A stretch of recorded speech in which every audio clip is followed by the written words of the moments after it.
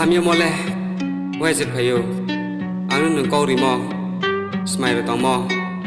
Ana suke, mkako story ye. Bera kui tamde nunga. Nasonti.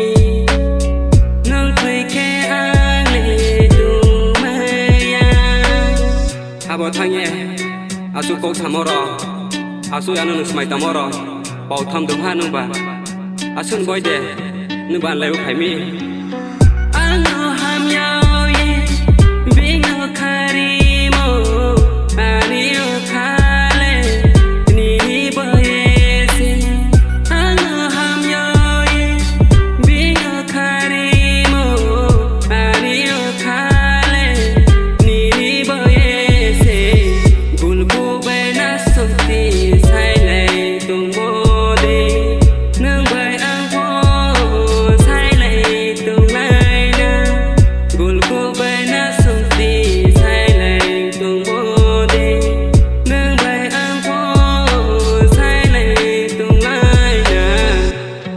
Suke hamyong mopo an kham chia ma kem no sap na ma kha ti nai nu ba supo sunya de an no ba pa lo su yo